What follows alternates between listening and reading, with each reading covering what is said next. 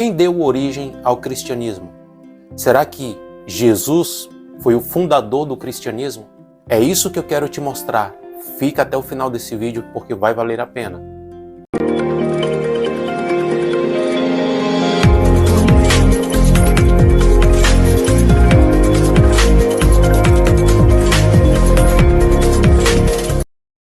Você sabia que apenas no ano 190 da nossa era, a palavra grega eclesia foi pela primeira vez utilizada para se referir a um local de reunião dos cristãos?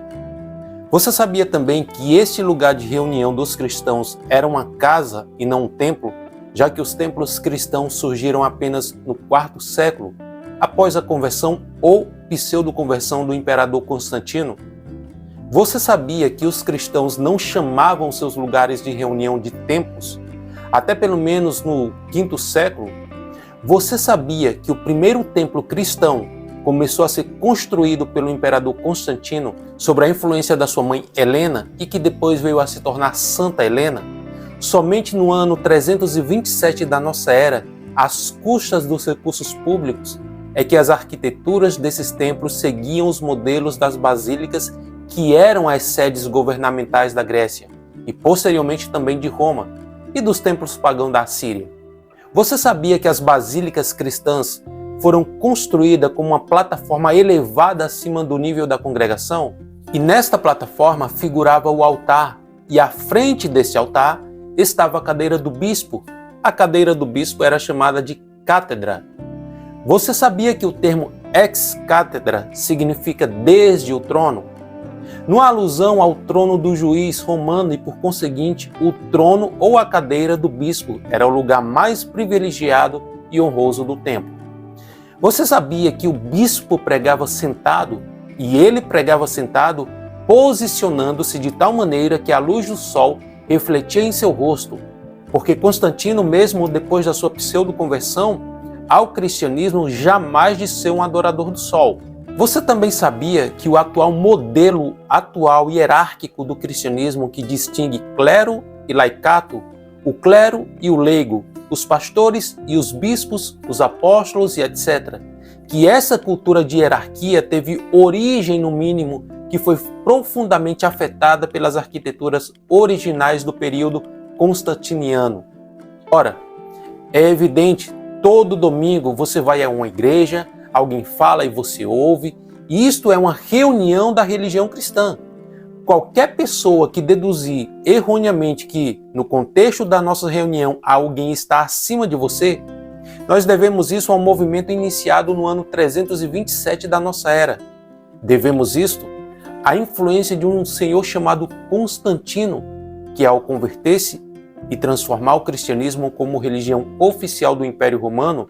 Você sabia que Yeshua não fundou o cristianismo? Na verdade, Yeshua não fundou uma religião. E o que nós chamamos hoje de cristianismo é uma construção religiosa humana. Inclusive você, ao longo desses 2000 anos de história. Você sabia que o que nós chamamos hoje de cristianismo está profundamente afetado por três grandes eras? A era de Constantino, a era da Reforma Protestante e o que os historiadores chamam de a Era dos Avivamentos, especialmente na Inglaterra e nos Estados Unidos, com John Wesley e Charles Finney, respectivamente. O que Yeshua tinha em mente quando ele declarou: "Eu edificarei a minha comunidade", e o que temos hoje como cristianismo católico, romano, protestante, ortodoxo, pentecostal, neopentecostal, ou tudo isso com exceção do catolicismo romano, cristianismo versão evangélica?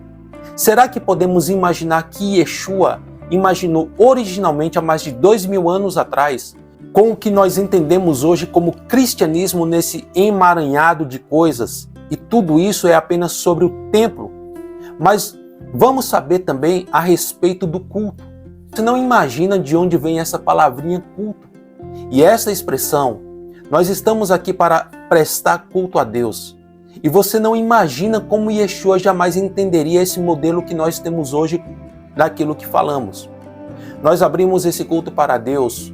Hoje em dia, as críticas que se fazem ao cristianismo e as críticas que se faz à religião cristã têm fundamento. E os inimigos do cristianismo que esse grande contingente fala, eles estão muito certos.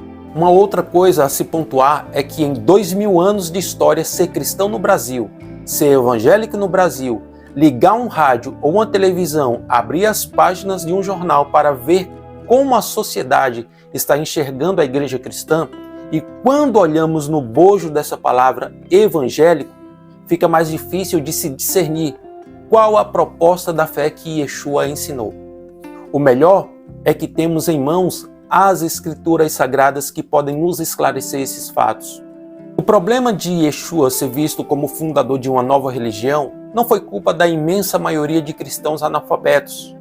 Eles não tinham tamanha engenhosidade para tal. Apenas seguiam o que diziam, não muito diferente dos muitos de ontem que seguiam os profetas dos de hoje que seguem de forma cegas políticos, pastores, padres, bispos, bispas, palestrantes, papas, médios, adivinhos, cartomantes e etc. Alguns dos inimigos que estiveram ao seu lado e que não podem ser chamados de cristãos, mas sim de adeptos ou simplesmente amigos do Nazareno, perceberam que ele era um homem sábio. Alguns apenas, outros em maior número, não o compreenderam. Se não o entenderam há mais de 2000 anos atrás, imagina então se vão compreendê-lo agora, hoje. Sua mensagem original ainda é ignorada e a grande massa acredita seguir o que ele disse, sem nunca ter dito, tornando-se assim presa fácil de uma ideologia do discurso ideológico de denominações e, consequentemente, anulando a arte de pensar. Naquela época, a maioria estava à procura de um revolucionário.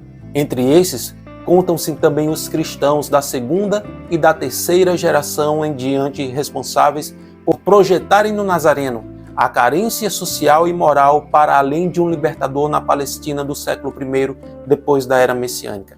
Na verdade, a de um Salvador. Segundo Bart Ehrman, a expectativa de muitos judeus na época de Yeshua era de que o Messias seria poderoso, um rei guerreiro. Entretanto, há uma larga distância entre Yeshua e o suposto Messias, ou melhor, entre Yeshua e o Cristo, sendo o segundo um personagem criado pelos líderes cristãos ao longo da edificação da nova religião. Adequações feitas em Yeshua para que esse fosse visto como Mashiach também foi fator determinante no rompimento com o judaísmo e com a consequente perseguição que os filhos de Abraão, os judeus, sofreram por parte dos cristãos. E um desses responsáveis pela adulteração tanto na mensagem de Yeshua quanto na compreensão da fidelidade de sua presença entre os homens foi um doutor da lei, fariseu, perseguidor e assassino de nazarenos, não de cristãos, nazarenos. Este homem era chamado de Shaul.